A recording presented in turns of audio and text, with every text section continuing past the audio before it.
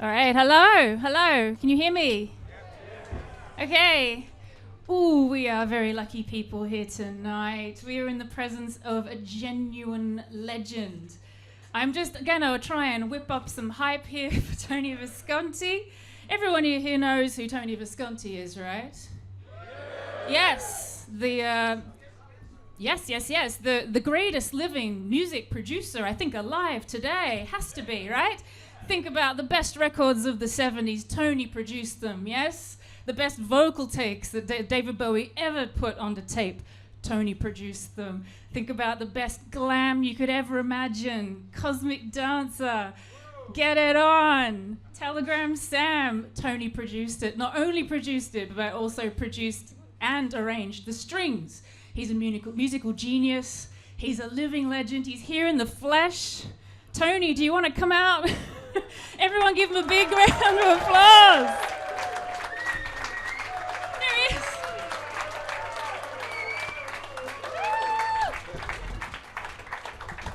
Hello, Leah. Hi. Okay. This is Professor Leah Cardos. She's Professor Leah In Cardos. America. Give In America some only. respect. Respect. Thank you. We're here to talk about this amazing box set, which we actually have a specimen of. I'm going to hold it up. So, Tony, would you like to hold it up? Oh. It's just full of amazing music. This is apparently the prototype. People who have ordered one aren't going to get one tonight. This is the vinyl. That's the vinyl, yeah, but this is a real box set. It's the This real is a real box. box set because there's something very heavy in there and it's not lead. That's the real thing. Yeah. It's not an empty box. Yeah. We're going to be talking about it tonight. And before we get stuck into, let's put it like this. Yeah. That's good. That's nice. Yes. Mine's bigger than yours. So I'm okay with that. That's all right. That's all right. So this is a box set. Part of me thinks it's about bloody time, but also you're still working. So I guess now a good time for a box set. How did this thing come about? Well, I've been doing this, over 50 years making records. I started in 1967. And I was approached by Dan Walton of Demon Records to say, how about a box set, Tony? And I went, wow, I never even dreamed of it. And I don't think many producers have had box sets. I mean, I know probably Nile Rodgers is due for one. And but because part of it is not only I was involved in making some great records with some of the greatest artists that ever lived, mainly British ones. So it's over 50 years I'm making music, and I'm still doing it, and I still love it, and I'll stop when I can't hear anymore. I'm glad to hear that. Because that's what it takes to make music. You have to be able to hear. You know? That's true. Yeah. Facts. I have a question here about the curation, because the thing about this is that it wasn't put together by a label or a team of people. You chose the 30 tracks that are featured on this box set. No, I didn't choose them all. You didn't choose them all? No, I chose some of them. Again, Dan Walton and his team came up with some good suggestions and did amazing research. You know, I forgot half the things I produced. I've worked it out. Once, a long time ago, my lawyer wanted to know how many records I produced, and I started counting. It was over 2,000 songs. So can you remember 2,000 songs? No, I can't. So they did their research. They came up with some really good ones, and then I added some. I added an artist I work with, Annie Haslam, from Renaissance, and I thought she deserved to be on this album. So they never heard it. That's one thing they didn't find in their research. When they heard it, they said, yes, it's going in the box set. So I'm glad I got my friend Annie on the album. Wonderful. Before we get into some of the contents, I've made a few selections that I want to talk about from the box set with you. But before we get into it, in the booklet inside, you do a foreword, and you talk about how your production career didn't necessarily begin in the UK, that you were active in studios as a child at the age of 13, or you were in and around production at a younger age? Well, I was lucky to be born in New York City, where it's the music industry was always big over there. And sooner or later you'll meet somebody who's a recording engineer or who works for a record company. And at 13 years old, a friend of mine, his name was Carl Pace, and he and I started singing like the Everly Brothers. We just had nice voices that blended together, and we used to sing Everly Brothers songs. And this guy, manager, he was like a little bit shady. And he made a couple of records with us, and he renamed us. We didn't have a name, actually. We were just Tony and Carl, you know, or Carl and Tony. And he called us the Taylor Kids, which was cool, you know. I felt really like I'm in a group now, you know, I'm in a band. So he put out a record called, he wrote the song, actually, and I remember his name, Jay Fishman. He wrote the song, it's called The Kite. And it was about flying a kite. You're in love with this girl, and you write her name in letters 2 feet high, and you fly the kite over the neighborhood so everyone around will understand. So it's supposed to be understood, something. But and so it's a lovely song, you know. And you produced that? No, I sang on it. I was 13. I couldn't produce a specimen at that age. All right. Understood. The box set begins in London, and you kind of land you land with a bang. So let's get into it. But before we do, I just want you all to feast your eyes on this thing. Look at this. I think a lot of you have pre-ordered this or purchased it with your tickets. So I don't know. In lieu of us ripping that lovely package open, we can have a look at that. I spoke to John Barnbrook last night in person and thanked him personally for the design. He did the Black Star artwork for the last David Bowie album. What was the other one? Did he do Heathen? Or? He did The Next Day. The Next Day, and he did the design for Heathen and Reality too, but not the original artwork. But yeah, right. So. And then hundreds of other people of our artwork. He's a genius. He's an absolute genius. I think you'll all agree with me. It's beautiful, beautiful object. Yeah. Yes. Here. Gorgeous. Sounds good gorgeous. too. Yeah. Okay. So, the mythology is that you land in London, swinging London in 1967.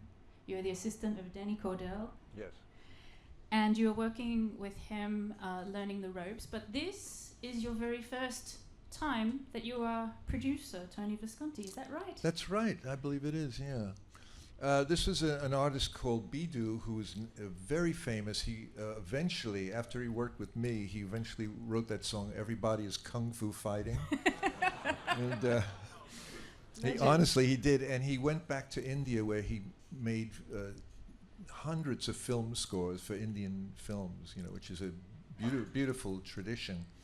And but he came to London from Bombay, or Mumbai they call it now, with just Denny Cordell's phone number in his hand.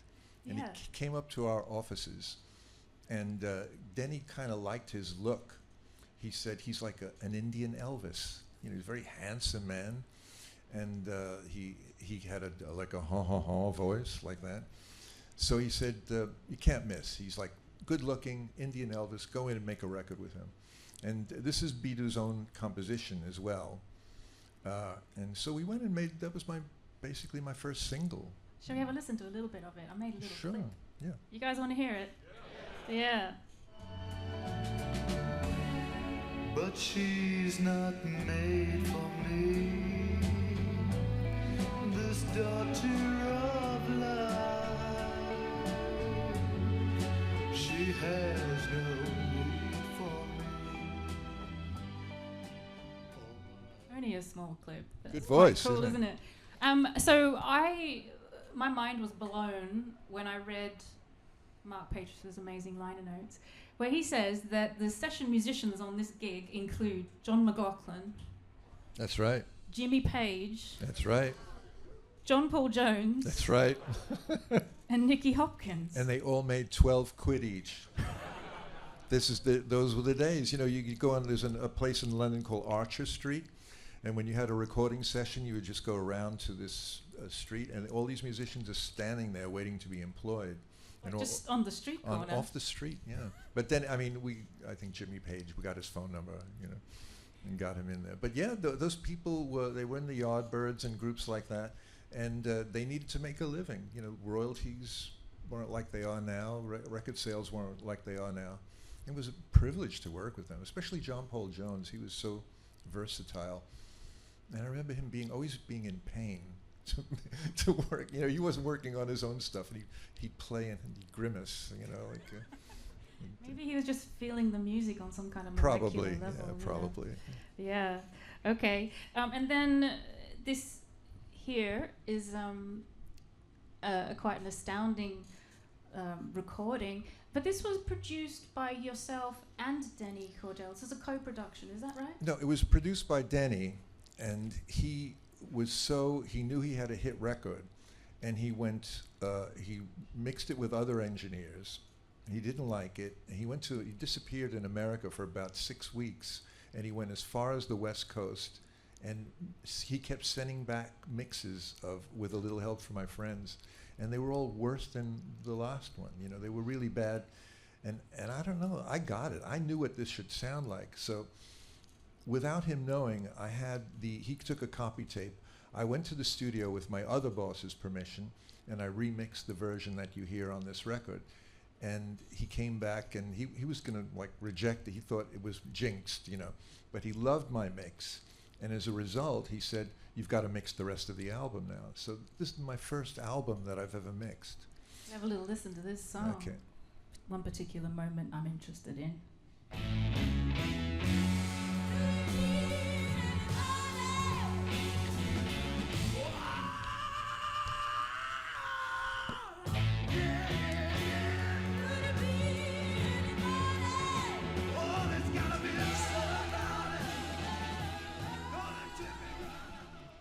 So it's an amazing bit of vocal performance.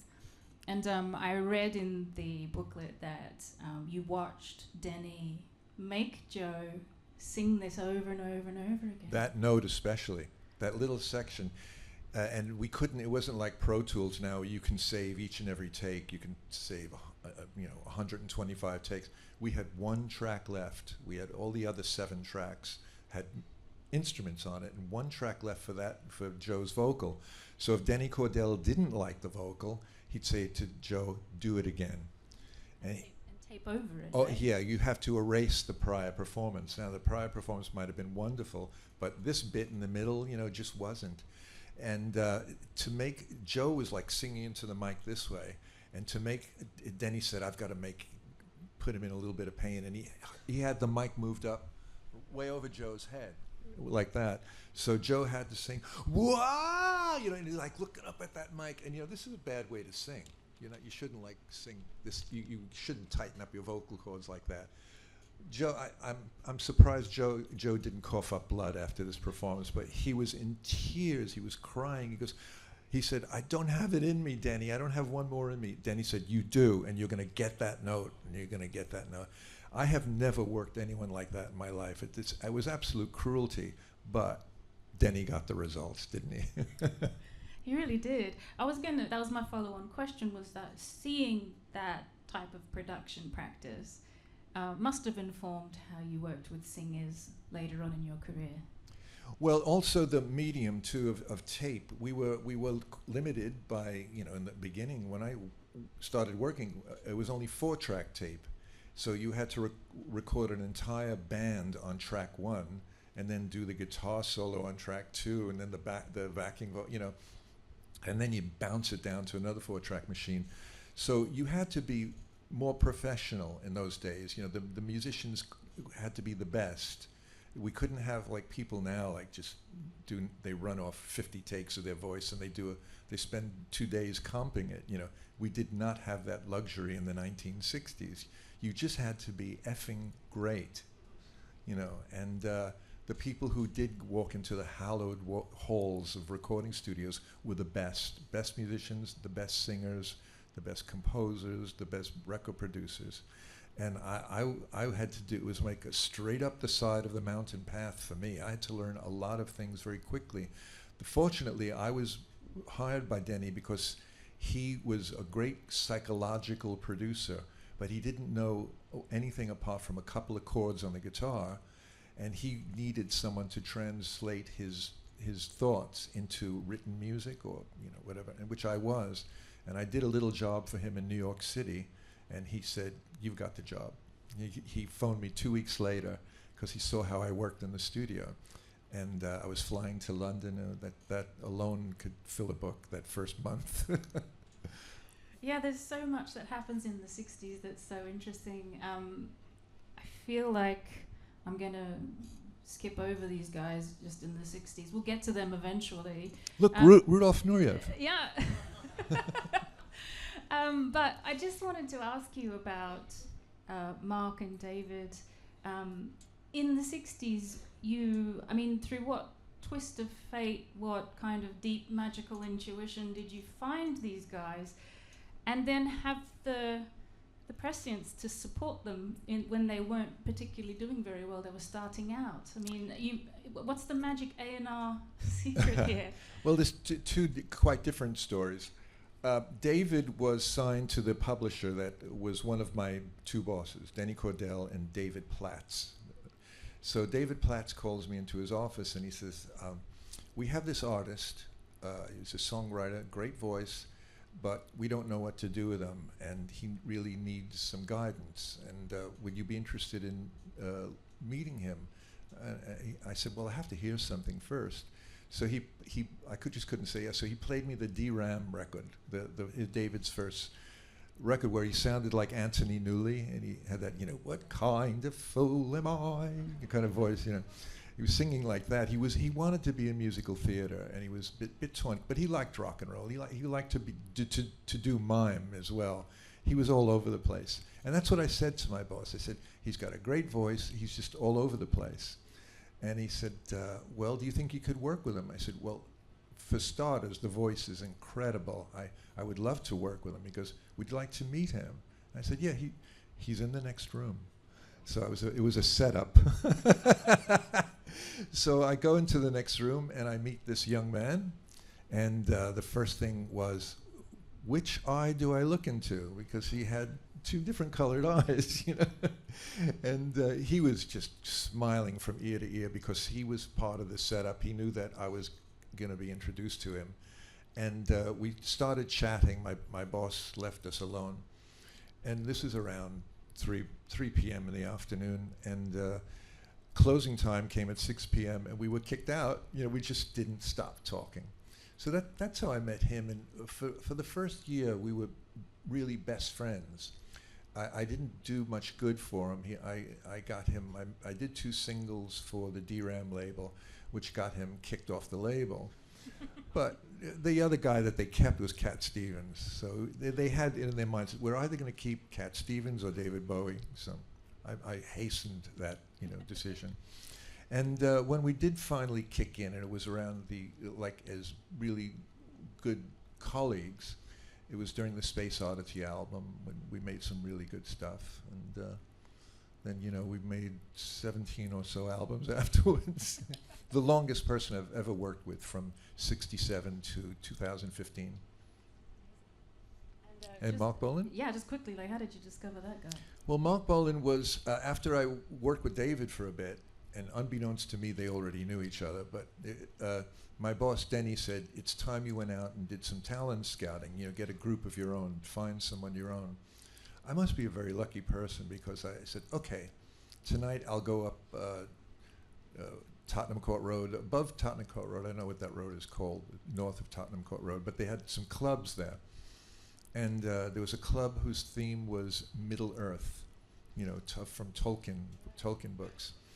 And I heard John Peel have Mark and Steve Peregrine Took as Tyrannosaurus Rex that previous Sunday, doing some stuff live in his studio. And he said they were going to be at Middle Earth. And I walked down the staircase, and I heard, before I got to the bottom, I could hear Mark's music coming up the stairwell. It was magical. And I walk into a darkened room, and I thought, there's nobody here. But when my eyes adjusted he was on the stage, sitting cross-legged on the floor, with Steve Peregrine Took on a chair, banging the bongos. So I couldn't see anybody. Then when my eyes got adjusted to the light, there were about 70 kids sitting cross-legged on the floor in the dark. And you would, when you go to a rock club, people are laughing, they're clapping, they're screaming, singing along. These kids were dead silent. And I thought, there's a phenomenon happening here. Something's going on. I've never seen that reaction before. So I approached, I found Marc. I didn't quite, he had a very strong accented voice then. He put this voice on. And I actually thought he might be singing in French or a dialect of French. And so I was afraid to approach him. And I approached Steve Peregrine Took instead. He looked approachable. And I said to him, I'd like to talk to you. I'm really interested in recording with you. I work with Denny Cordell and all that. And he was stoned out of his brain. He goes, man, don't talk to me, talk to him. So I had to end up talking to Marc in the end. And he said, you know, there's this beautiful Yiddish word called chutzpah. He had a lot of chutzpah. Because I went up to him and I said, same thing, I'd like to produce records, I think you're great and all that. And he goes, man, you're the 8th record producer who came in here this week, which was a total lie. He said, John Lennon was here last night, which was another total lie. First things he told me were 2 lies. And I said, well, look, maybe I should just not talk to you then. He goes, oh, no, give me your card. You know, I said, all right, here's my card. And I got in early that morning and said to Denny Cordell, I found this little guy. He's like an amazing. Little guy. Yeah, well, he's very little. And I said, he's amazing. He sings like a, you know, like he's got that thing going. And the phone rings, and there's Marc out in the street at a call box. And he's got Steve in the call box with him. He goes, Denny picks up the phone. He goes, hello? He goes, Marc Bolan? And I said, that's the guy, that's him. And he said he wants to come up and audition. I go, yeah, but call him up. So he came up the stairs, and he had the carpet he was sitting on, a little carpet from the night before, he had it under his arm, and he laid the carpet down on the floor in front of the desk. We had to actually look over the desk to hear him perform, see him perform. Steve takes out the bongos, and they played like 3 songs that I heard the night before, which he sounded absolutely amazing at 10:30 in the morning. He sounded absolutely amazing. So Denny said, thank you very much, and he quickly dismissed them. He says, we'll get back to you. I like you very much, get back to you. And then he told me, he goes, we'll take them on as our token underground group. Those were his exact words, token underground group, because that was happening at the time. You know, underground music was the big thing, and Denny was like an R&B guy, and you know, Joe Cocker was more his thing. He produced Procol Harum as well, which that kind of deep rock. But this was our token underground group, which they weren't really, you know. So that's it. That's how I met Marc, and shortly afterwards, about a month later, we were making our first album together, the first Tyrannosaurus Rex album. It's just amazing hearing these stories. I am going to skip past the 60s and get into the 70s because we're gonna listen to this. I'm just gonna play a bit of it first. Sometimes I trade pain. Oh,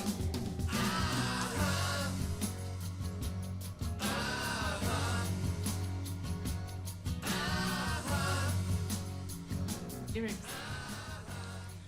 Well, you know, I think I'm a good singer and songwriter. I'm a bass player, a guitar player, record producer, and all that. But hell, I want to be a pop star too. You know, doesn't everyone here want to be a pop star? So I started out. You know, my publisher in New York said to me, he had a big, serious, heart-to-heart talk with me, and he said, Tony, I got to tell you something. He goes, I don't like your songs.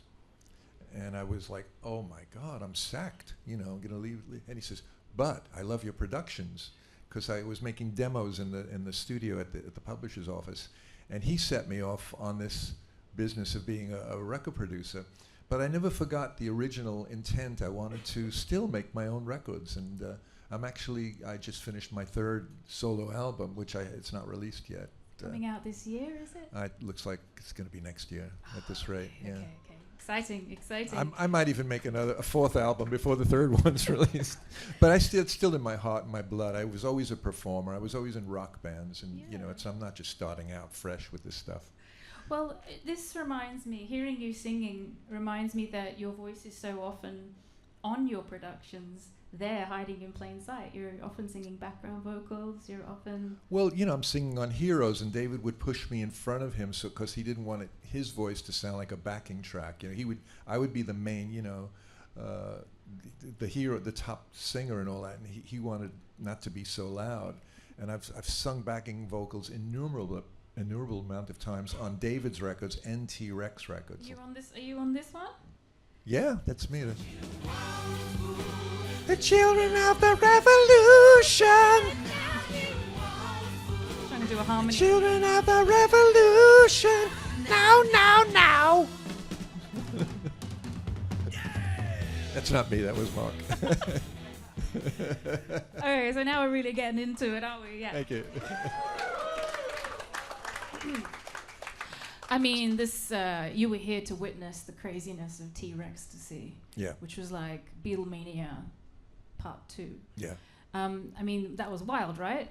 Those crazy times? Incredibly wild. It even stunned Ringo, because we did some work with Ringo. And the Beatles were always slightly molested when they were in the street. But when Mark came out of a recording session, or especially the Wembley recording we made of him, the girls were tearing his hair out. They were tearing, because he had these lovely curls, and like biting him and ripping his clothes off and all that. And this never happened to Beatles. And Ringo was in charge of filming all this. And he was stunned. Even Mal Evans, who was the Beatles roadie, was stunned. They didn't. So I remembered a story. This was Mark was being pulled apart. He was being torn apart when we walked out of Wembley Stadium. And I said to Mal, "Remember when you picked up Ringo and you threw him?" He did. He did actually do that. And Mal Evans was about 6'5", and I said, "Yeah, well, do it with Mark." You know, so he actually he got unstunned, and he picked up Mark and he lifted him and carried him over his shoulder to a waiting ambulance, because that was our getaway car. There was not a real ambulance. That was the way Mark was supposed to get away. But this was only about 15 feet from us in that ambulance, and there was no way we could get Mark. I couldn't lift him over my head, you know. That was T-Rex mania at its craziest. Absolutely crazy. And it didn't really take off in America for some silly reason, but I don't...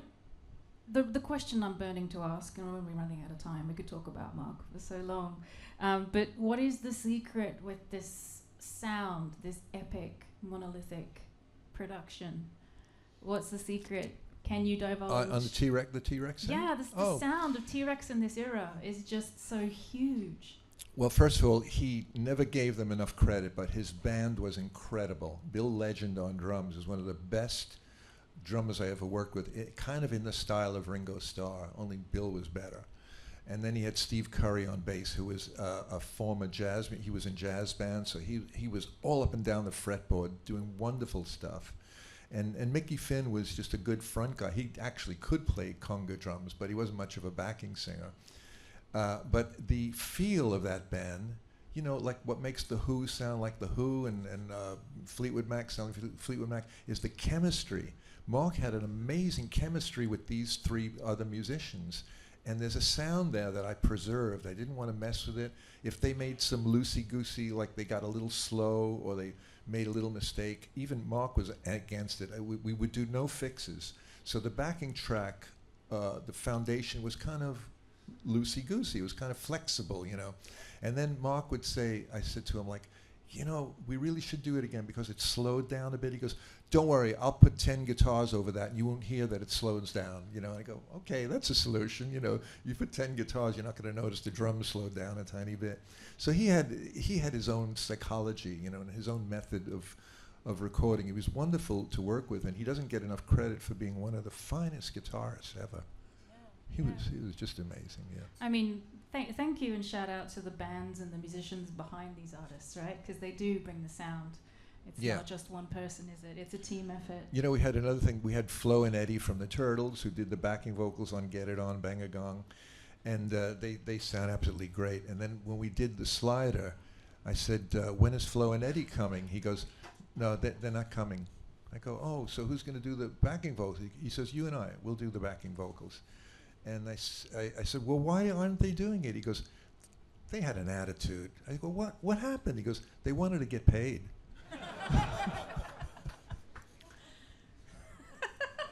You know, Mark grew up not far from here, Hackney. Yeah. Wow, local boy. All right, I realize that we need to push through this because we've got 5 decades worth of music to get through tonight. But I do want to talk about this album because, well, I was stunned to learn that parts of this were recorded in your home studio. Oh, yeah. Yeah. I had a studio in Hammersmith, and it was the first time I built a home studio. It was very not trendy. I mean, people thought it was impossible, but my family and I were living on the top 2 floors. It was 3 ground floor and a first floor, and the second floor were the bedrooms and all that. And my wife was Mary Hopkin at the time, and my son Delaney, who is now an incredible arranger and producer and all that, he was in his 2 years old, 3 years old. So when the string quartet came for this thing, he was talking to the string players. He was curious about music at a very early age, you know. Well, I wanted to play a little bit of this because when I think about home studios, particularly in the mid-70s and, you know, the early times of analog recording, I never expected to sound so clean and pristine as this album does. It's so filigree and fine. I just want to play a little bit of it. Okay.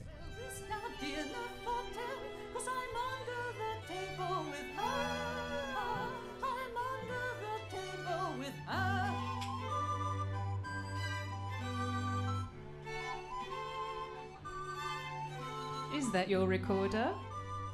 Yeah. Gorgeous, isn't it? Yeah, gorgeous. They came to thank you. They approached me saying they wanted to make a Sgt. Pepper album. They wanted to be diversified. They didn't want to sound like This Town Ain't Big Enough for the Both of Us, you know, be typecast as that. So every track, this is a great album, if I do say so myself, because it's what they wished. And these 2 brothers are so unbelievably talented. And so when I came up with the string quartet for this, they were chuffed, you know. But every track on it's very, very different, and they got their wish. This album did very, very well. It's looms large in their legend, as they say. Did you see the tweet that was a petition to get Morgan, your son, a co-production credit on this? Yeah. Well, I've got this lovely picture I took at a Sparks rehearsal, and my son Morgan was about 3 years old around this, because, you know, he was when we recorded this. And he said, in the middle of rehearsal, he said, you have to put more sound in between. Stretched his arms out. He wanted the sound to be bigger. And I guess he was used to hearing records, you know, and they were just in rehearsal room. It was very cute. That's so cute. He had an opinion at that age. It's the right opinion, the correct opinion. Yeah. I just want to play this. I had no idea that this record existed. Oh, that's great. Oh my God, people. Do you know this record? This is extremely, absolutely my shit. I can't believe this thing exists. Oh my God.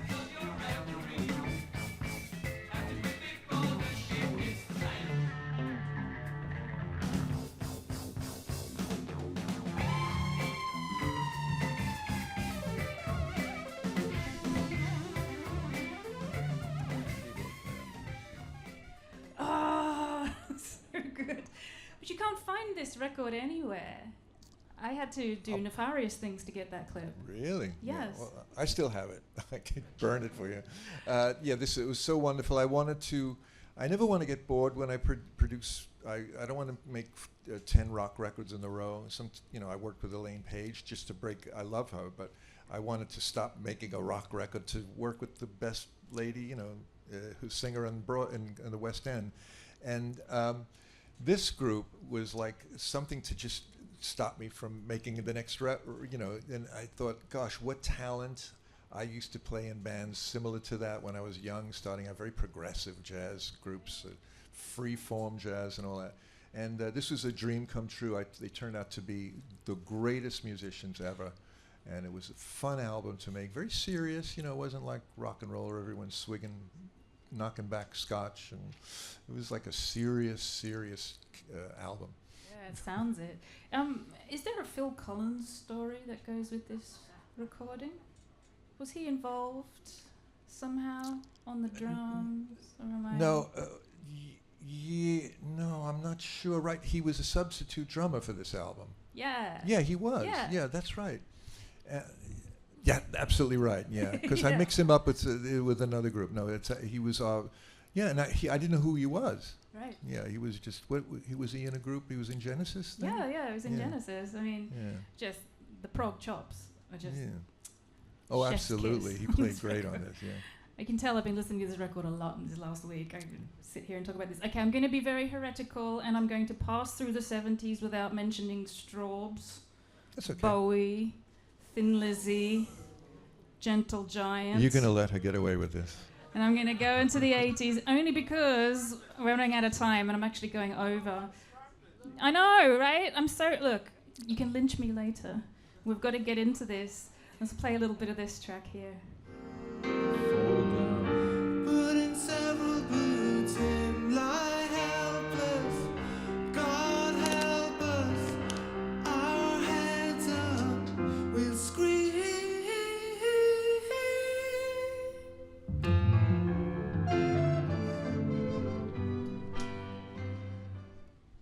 So there's a cool story about how you got this gig with the Boomtown Rats, and it's because you dropped in on a motorcycle holiday into a studio in Ibiza. Yeah, I cycled on my motorcycle from London to Ibiza. You have to take 2 ferries to do that. And when I got there, I knew the owner of this studio, and I hadn't worked there before. So I thought I'd drop in on my friend. All I remember is his name was Fritz, and he was German.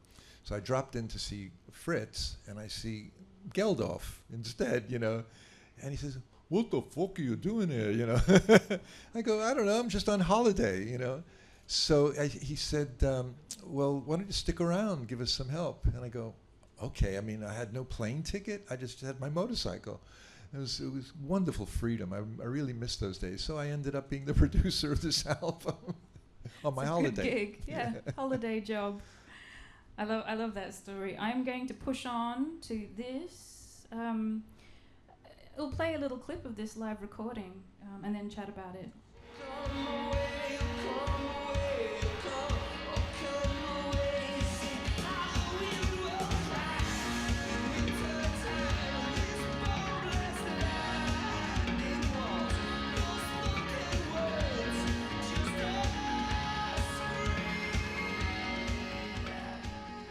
It's a great performance. I just want to read you your own quote from the book, because you say, "It was interesting for me to contrast rock band success by the mid-'80s with that of a decade earlier," right? Yeah. Because I guess compared to T.Rex and also the live albums that you produced for David, this must have been so different. Yeah, well, U2 is an industry. Under the stage, they have about a 40-person crew. And but they really can play, and they wanted to make. They said this song, a sort of homecoming, is going down really well live, and they would like to get a good live recording. So I said they said, but also it's 7 minutes long, or something like that. And I took them in a rehearsal. I said, okay, I'll do it. I said, I can hear some ways to improve the song, which instead of all these other sections, I said, just turn it into a pop song, like verse, chorus, guitar solo, something like that. They went, oh, and it never occurred to them because they were like art rock in their heads. They wanted to make grand, like Genesis kind of records. So they listened to me, and I went on the road with them with a recording van, a 16-track machine, and I recorded about 5 concerts. And we got this take from one of those concerts, and we hardly had to do a thing. I think we came in, and Bono did maybe one line. He re-sang one line, which he didn't quite hit. Not that high line. That was that high note that was real. Yeah. It's got such a great energy, really It's well terrific. captured. Yeah, it's so terrific. And I just enjoy that you went to see U2 some point later on the Zooropa tour and Zoo TV tour, and you met Phil Spector randomly, like in the VIP. Yeah, I was in the VIP section. There were about 12 people, and I'm looking at this guy. I go, I can't believe it. It's Phil Spector. Did the hair give it away? Yeah. It's like a helmet. It's all sprayed and all that. And, all right. So this track, Your Wildest Dreams, was the big comeback album for the Moody Blues. yeah, and Kind of Me as well.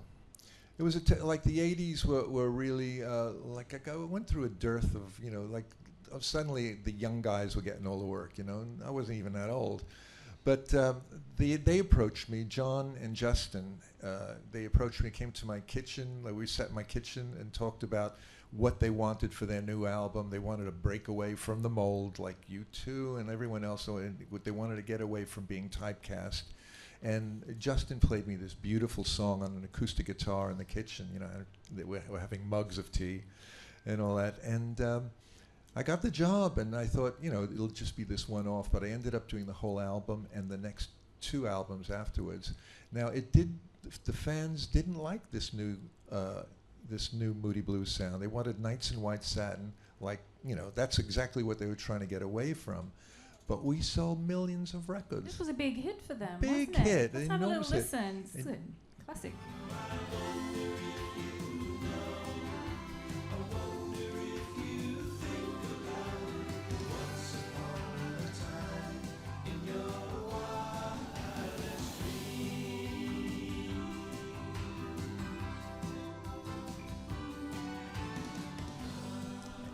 And you hear this in Waitrose everywhere. Yeah. Speakers, yeah. Still. Yeah, on hold music. Till this day. It's a very shopping centre song, isn't it? Yeah. Grocery yeah, I've got so many questions that I've written down that I'm just jettisoning because I want to get to through this, and I'm so sorry. But hopefully in the Q&A later we can, and when you're signing, people can ask more questions. But I'm going to bang through these and get to this one. Oh. Because you said before that you included this one. This was one of your curated choices. Yes, I love this song. It's just Annie and I singing only, and I think there's some sound effects. That's it. I'm going to have a little listen to it because it's beautiful. All the bad things turn into a blessing in disguise.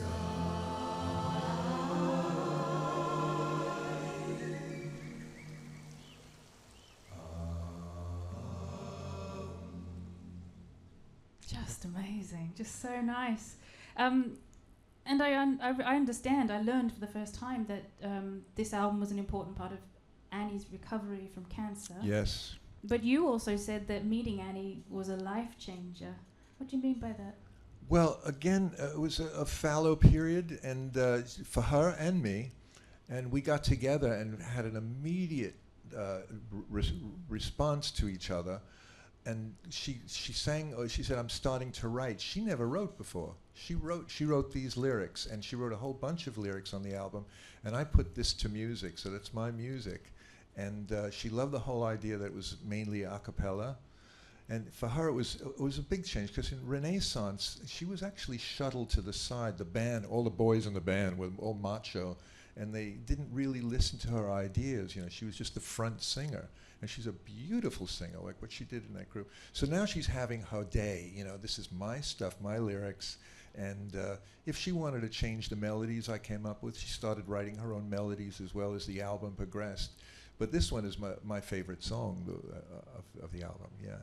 It's just beautiful. The harmonies and the sort of the close-knit vocal arrangement is just stunning to listen to. It's a real jewel in the playlist on the box, I think. It's Thank gorgeous. you so much.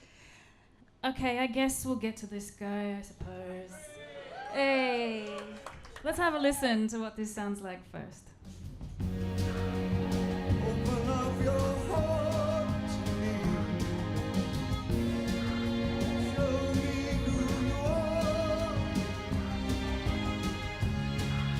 and I would be your slave.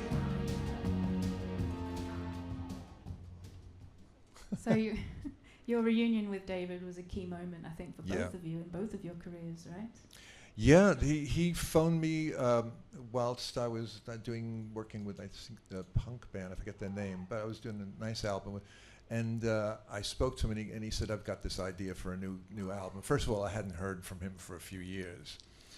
And I knew that a friend of mine was recording up at Allaire Studios. It was a big studio complex in the middle of the Catskill Mountains. It was idyllic.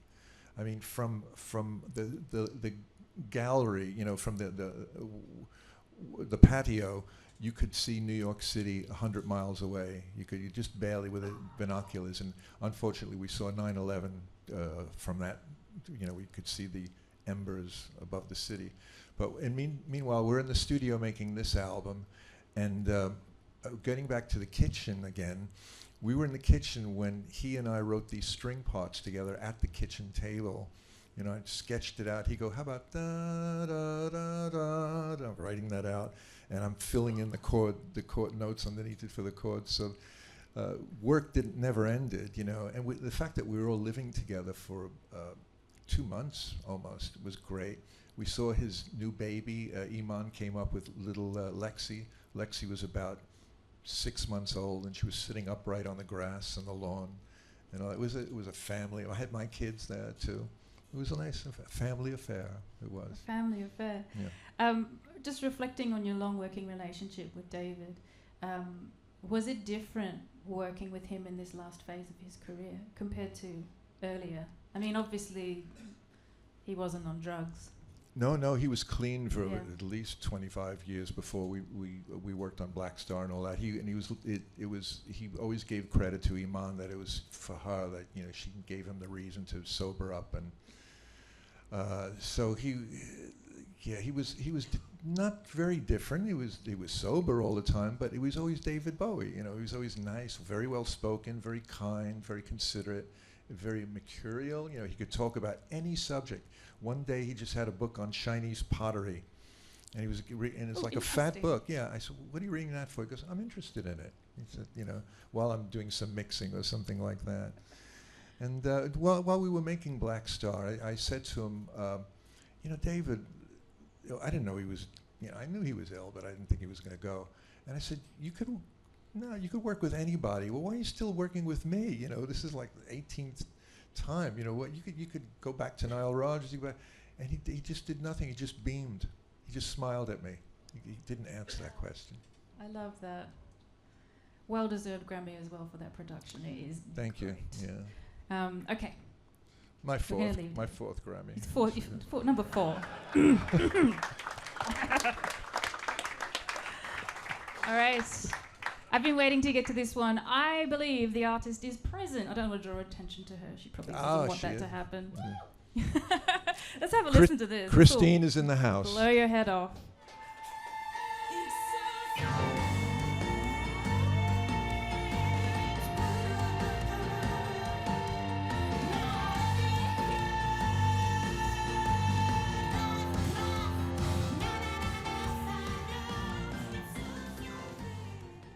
Amazing.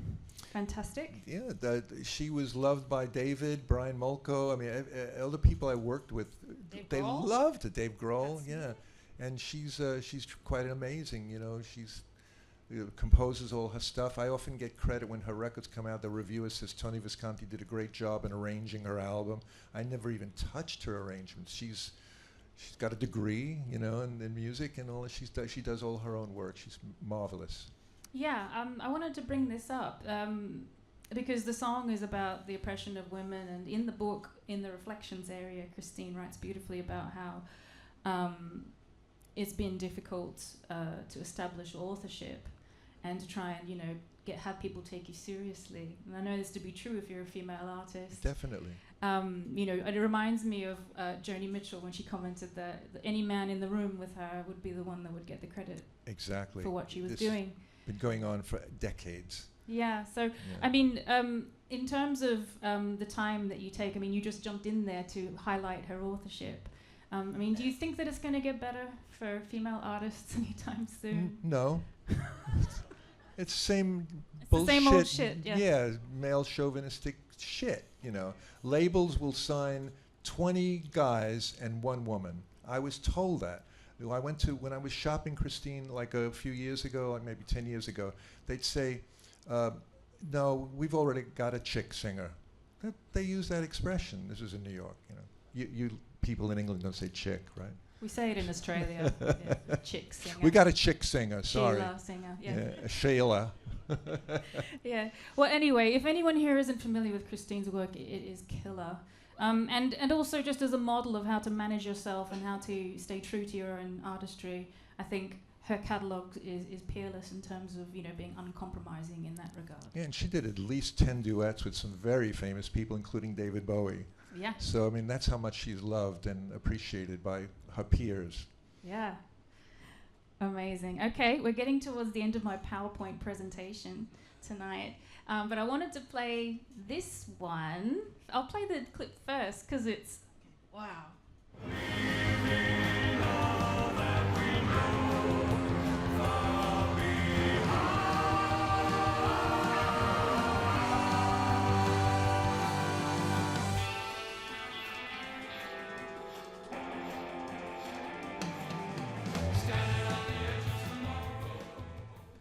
Dave Vanian described you as a singer's producer. Ah. What does he mean by that? Because you got him to sing that note there, and that's pretty impressive. Yeah, first of all, he's a lovely man, great singer. When because the Damned, a lot of groups are like this. They don't coach each other. Like if it's the guitar player's turn to do a solo, the rest of the people will walk out the room. And they did this with Dave. I couldn't believe it. Like they weren't interested. They would just let him, and this is the way it's always been with that band. They just let him get on with it, you know, let him be his own singer. And he was not delivering. He wasn't singing like that. He was singing quieter. He was a bit nervous, you know. I hate to say it, but you know, he wasn't getting any comfort from his peers. I'm sure they have a wild time on the bus. But so I started singing. I went up to him like quietly, and I took him aside. I go, you know, you could sing the chorus with a little more energy and think of the words. Think of what they mean to you. You know, really give it everything. Give it some welly. You know, stuff like. And he's going, okay, that sounds good. And then he started singing great. And then their ears perked up. They go, hey, Dave's sounding rather good today, you know. So I went through him with every song. You know, once I got him kick-started, he got it. He understood how much he had to put into it. And, you know, some bands use the lead singer as just another instrument in the band. But I made him rise above the choir, you know, and now he was right out there belting it out. So I'm really proud of the help, you know, that I gave him, and that he acknowledges that. I mean, I didn't ask for that, but he said that in his own words. Yeah, I think it's very prescient, because when I think about your catalogue, what stands out to me are these very singular vocal performances that you manage to coax from your artists. So you must be doing something right. I love singers. I'm a singer myself, and I understand how difficult it is to, for instance, in a recording, you're not going to see the singer perform. So they have to be melodramatic in the studio. They have to go over the top so that when you play the record, you can't see them, but you hear the emotion. And you know, whereas the person could like sing like that, and they're seeing the emotion, but on vinyl you don't see that. You know, so I always make singers, this is my own word, sing melodramatically. Go over the top, and you'll get great performances. You coach them to go over the top. Which I guess must be also establishing a level of trust, because I imagine not every singer is too comfortable being melodramatic if they've never done that before. No, I had the pleasure of making 4 albums with Elaine Paige, and all my colleagues said, why are you working with Elaine Paige? You know, I said, because she's got one of the greatest voices in the world for a start, and she's like on the West End all the time. So there must be something about her that people like, you know. And I love her. And I always want to work with great voices like David, Christine, a lot of people that I work with. The first thing that attracts me is the voice, and I know I can do something with that, you know. And she loved it. I coached her the same way I coached Dave Vanian, and she said, "That's fabulous." And you know, why I felt I had the liberty is because she was an actor, and she's used to people directing her, you know. So I said, I'm gonna direct her. You know, and it worked great. I'm so proud of those albums. They are brilliant. I wish I did include a clip here, but we are running out of time. This is the last one, but I want to play this. Hopefully the speakers are nice and loud, because this kicks ass.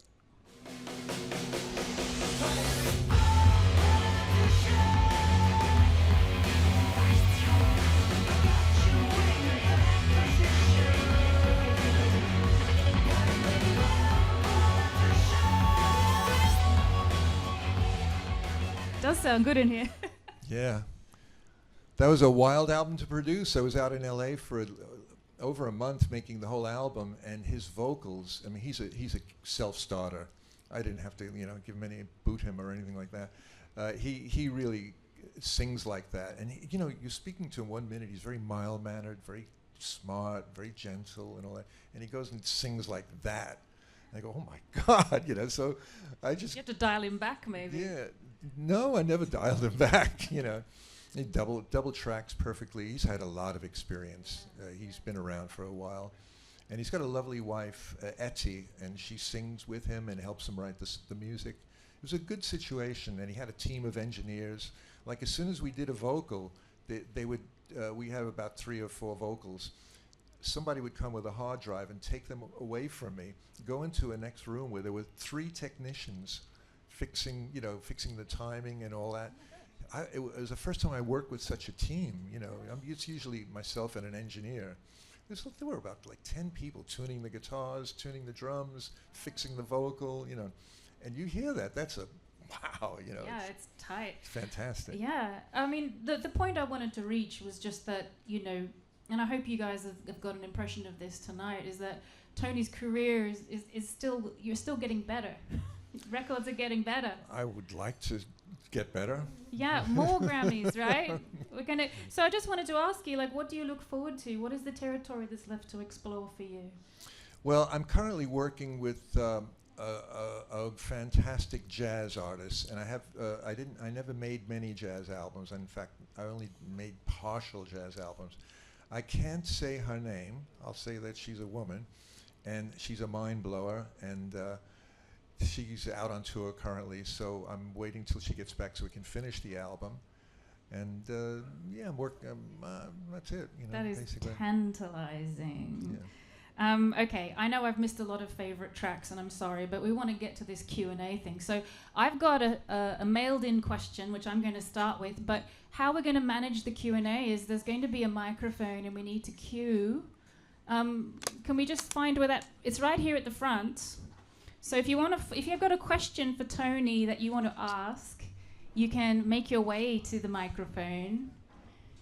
Yeah, people are starting to move. Brilliant. And in the meantime, I do have a question to start you off. And by the way, the slide here is some of the wonderful photos that maybe I wasn't supposed to show these. Are these like private? No, they're really great. Yeah, really great shots. They're in the box set, but they're clearer. Okay, so this question comes from music writer David Buckley of Brundall, Norfolk, formerly of Liverpool. And you might know him as the Bowie biographer. Yeah. So his question is, there's 2 parts to it. The first one is, well, it's a statement really. Ashes to Ashes is my favorite song by any artist ever. Is it yours? And if not, what is? Ashes to Ashes is definitely in my top 5 Bowie tracks. Yeah, I love that. I love that come track. On. Ashes to Ashes is genius. Masterpiece.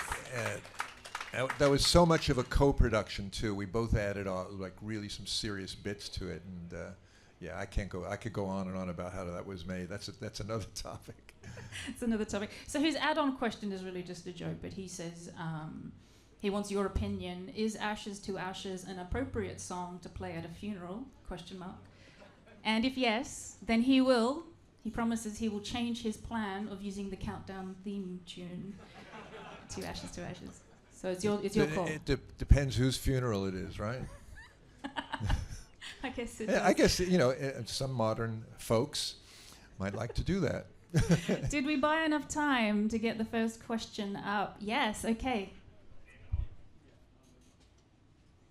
Hi, Tony. So, it's another Bowie question. If you're on Desert Island Discs and you've got to pick either Heroes or the Black Star album, what are you picking? Heroes. I love Black Star, but you gave me a choice. You know, I would have them both if I could. I love Black Star. I adore it. But Heroes is a time that he sang when he was very healthy. And that song, Heroes, is sung heroically. You know, you must have seen me, a YouTube video of me, like when he sang the high notes, I had a microphone 30 feet away from him, and that was picking up his, like, what he called Bowie histrionics, his own words. And so I think he was in the best of health and in the best mood. I know he had a very sober period in Berlin, so I love that. Yeah. But the real reason you picked that is because you were the person kissing someone by the wall? Well, no, I don't even discuss that anymore. Thank you. Who's next for a question? Phil, Yeah. you need to come to the microphone or it Yeah, won't get recorded. Oh yeah, we've got the microphone right here. Hi, Phil. Well, since you insist. Hello. Hello.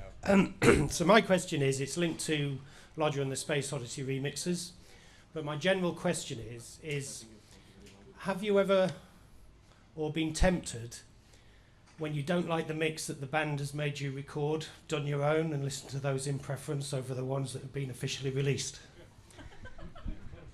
Well, I'm very persuasive, so I know kung fu. But no, I mean, Lodger, David and I totally agreed that we hated the original mixes. It was a rush job. Hello, Joe. Hello, Sophie. It was a rush job in a recording studio that gave us the worst studio they had on the premises. Granted, they had other sessions going on there, but he was in the Elephant Man. So we did a bad job in it. We hardly had any equalization, no special effects and all that. And we always said years later we were going to remix it. So when he was making Black Star for medical reasons, he had to take 2 weeks out of a month off to recover from chemotherapy. It is no secret. And I said, what am I going to do with my time? I can't take on another artist, with these 2 weeks on, 2 weeks off. So I said, the Lodger album, I'm going to remix it. So I did, without his knowledge. And after I thought I wasn't going to show it to him unless I felt I did a good job. And now I had modern technology, and I got rid of the muddiness of it and all that, made certain things clearer. Now you can hear Dennis Davis's tom fills, which they were all recorded in the same track as the hi-hat and the cymbals and all that stuff. I was able to do amazing stuff. So after I had 5, I said, I'm going to lay it on him. So he came in one day and he says, well, what should we do today? I said, well, before we keep working on the album that became Black Star, I said, can I play something for you? And he said, sure, yeah, what is it? And I said, well, just sit down, it's a surprise. And he heard the intro, the drums of Fantastic Voyage, dum, jum, in the event. He goes like, and he just smiled ear to ear. That was what he and I. That was supposed to sound like Scary Monsters. Like Scary Monsters is really hi-fi and like a lot of. And he was so happy with it. And I said, "Well, do you want to hear another one?" And he goes, "Yeah." And I played him the second, the one that Brian did the African Night Flight. Yeah, played him that. And at the end, he said, I'm going to phone Bill Zisblatt, his lawyer. He says, I'm going to give him the green light to do the rest of the album, for me to mix the rest of the album. Unfortunately, David never heard the final 5 tracks, but he loved it. It's an amazing remix. It's really good. What do you reckon, Phil? That's a full and frank answer. Thank you very much. Right, you are. We've got another question over here on this mic. Right, so you done the production for Ringleader of Tormentors. How do you look back on working with Morrissey, and would you say he was easy to work with? He was surprisingly easy to work with, because I heard all kinds of nightmarish stories in the sense that he was difficult. And so I heard that about Elaine Page. I heard that about a lot Adamant. They're difficult. I never found these people difficult, and he wasn't difficult at all.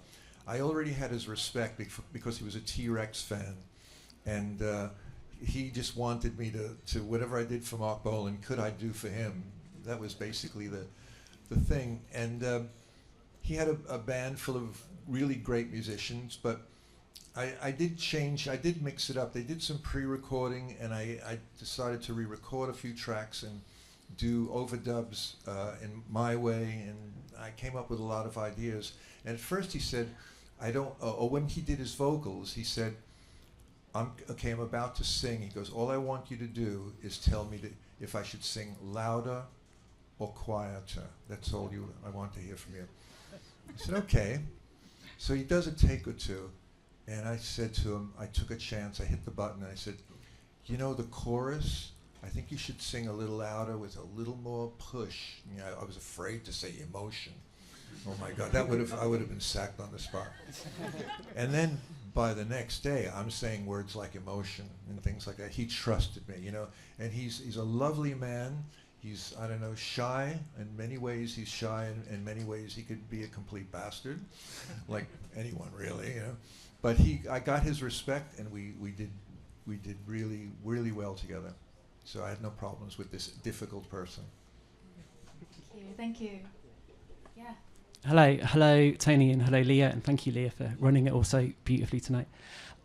Tony, I was interested in what you were saying. A lot of people might think of music production as being quite a technical aspect of music making. From what you were saying, it sounds like a lot of it's about human connection as well. And I was interested in your thoughts on the balance between those two things. Well, there are many layers of a production. There's a technical side that has to be really good, and I'm an engineer myself, and I can tell whether but you know, these days I don't do the tracking sessions anymore, like setting up 17 microphones on the drums and things like that. I have a really great guy called Kevin Killen, who is my chief engineer now. But so there's that level, there's a technical level, and then you could have the greatest drum sound in the world, the greatest guitar sound in the world. But if the band is nervous or for some reason they're not, it's always a thing like the manager will come in, somebody will say, but they play the song better live. And I go, well, they're not dead, you know. So come on, you guys, play it like you play it live. So that's when you get into the psychological part. And I'm not a psychologist, but it's like all of us are amateur psychologists, aren't we? You know, to persuade people to do what we want them to do. And so I would just take one. Sometimes people don't like to be addressed in front of the others, and I'm very acutely aware of that. If I have to talk to somebody about their performance, and I could see they're that kind of a person, I take them into the kitchen and I have a chat with them.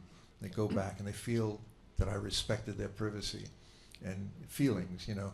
There's that side, and over the years I had no one taught me that.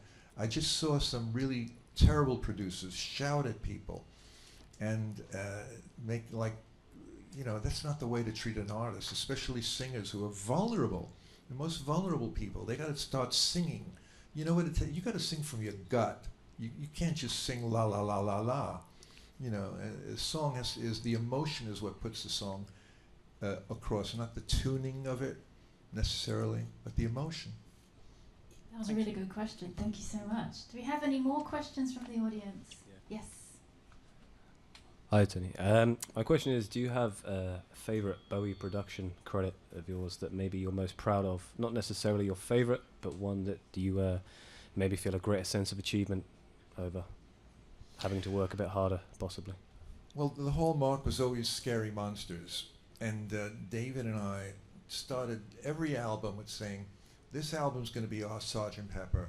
You know, that was a, you know, then it became a joke after 10 albums, you know.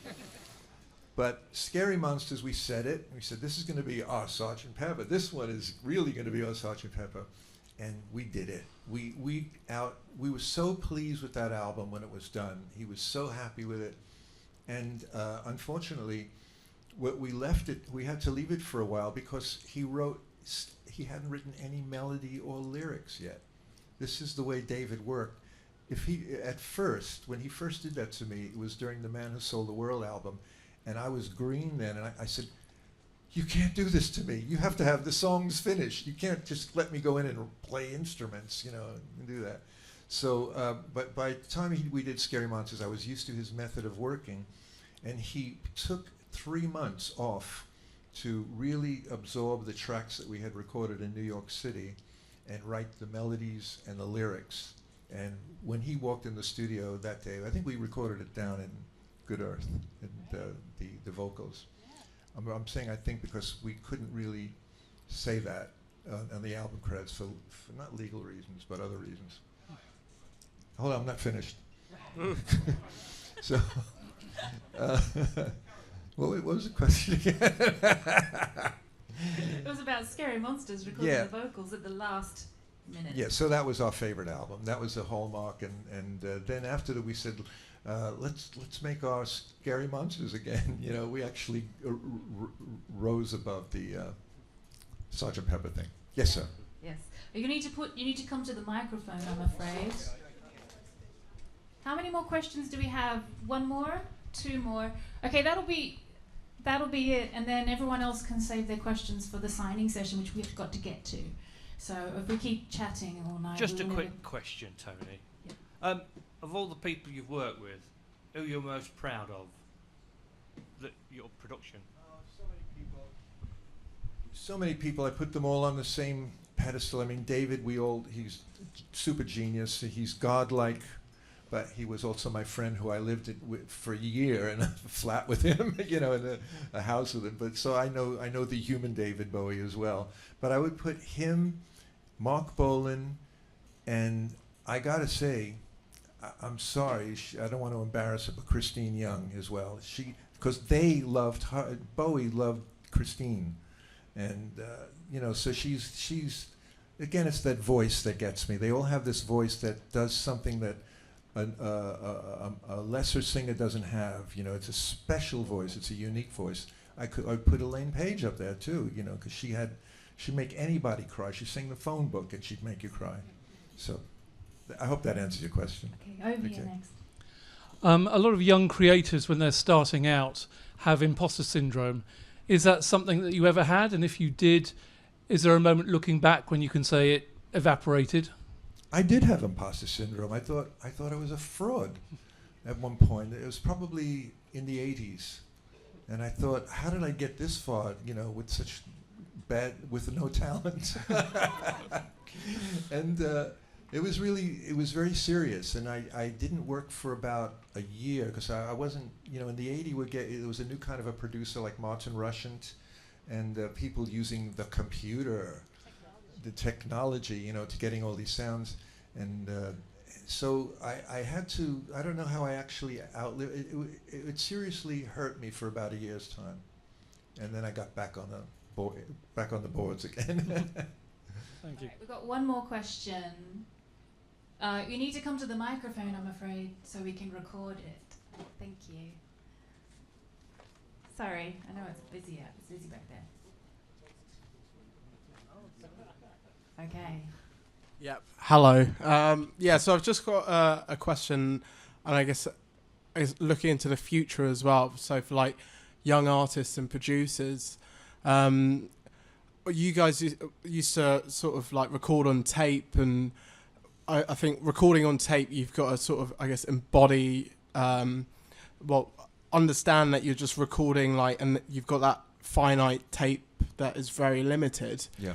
What sort of advice would you give to young artists now who are to sort of get into that mindset and really sort of tune into that to create such a sort of memorable recording? That's a good question, because the tape, as I said earlier, you got to the people who got to record on tape were the best in the business, and not everyone.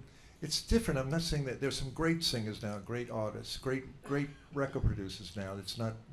I won't diminish anybody by this, but here you have to make the technology disappear. It never has to be an issue. Don't make it about the technology. Make it about the singer, the emotion, the song. You serve the song and the music. Hell with technology. Any kid with a laptop now can make a record, So that's where you become a strong coach and a strong person that supports the artist. I assume you work with artists. And, okay. You support them, not the technology. You can do anything now, technology. It's no mystery anymore. I hope that answered your question. Awesome. Yeah, no, thank you very much. That was a brilliant answer. Thank you, Tony. And I'm going to wrap it up. I'm going to call time on our Q&A. So I just want to say thank you, Tony.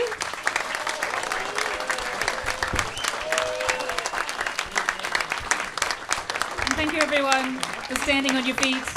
There's going to be a signing session shortly. I think you'll have instructions on how that's going to be organised. But we're going to go now. Okay, so bye.